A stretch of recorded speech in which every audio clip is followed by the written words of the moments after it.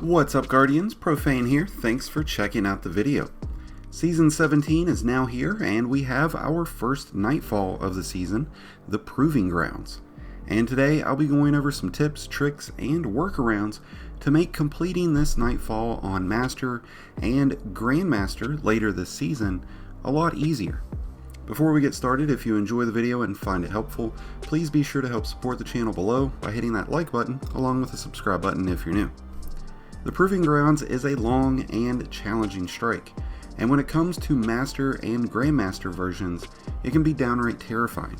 But by using the tips and tricks that we cover today, you should be able to easily farm out this Nightfall all week long for the new rewards, which should include the return of the DFA hand cannon.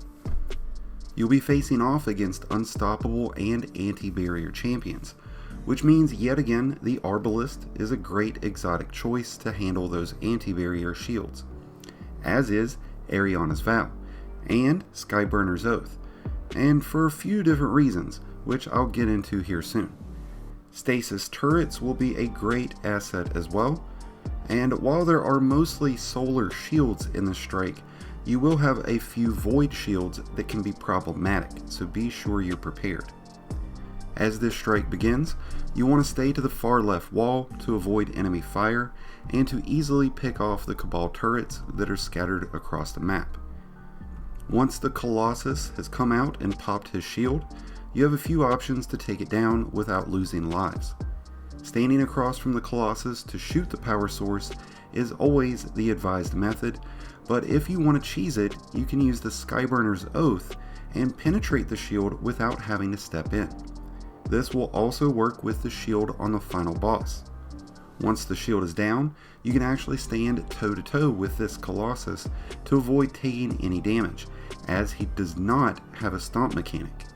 But this will not work against an anti-barrier Colossus, so keep that in mind. Fast forward now to the cargo bay, and you'll find yourself facing off against snipers, tanks, champions, and a full-out army.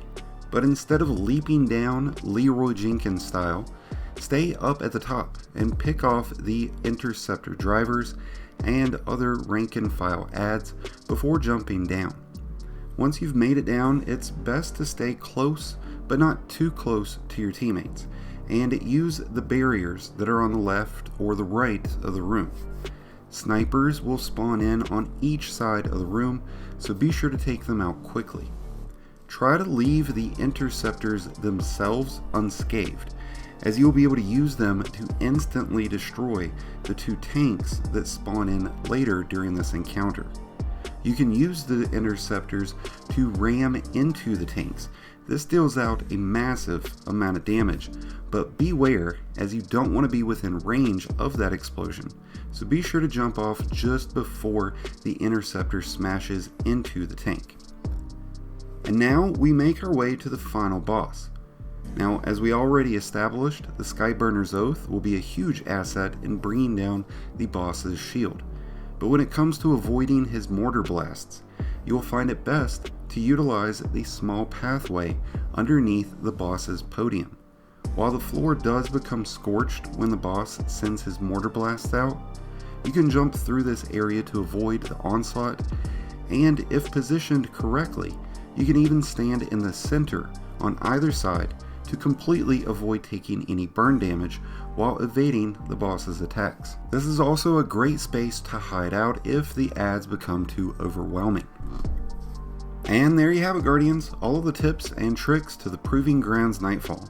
Using these should find you well on your way to farming out the sweet Nightfall rewards this week, and keep in mind that these will work on Grandmaster version, which will arrive in roughly 6 weeks, offering adept versions of this season's Nightfall rewards. Let me know how your runs of this week's Nightfall are going in the comments below, and I'd love to hear what your initial thoughts of Season 17 are, so let us know in the comments down below.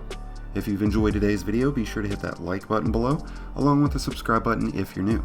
Both are greatly appreciated and really do help support the channel.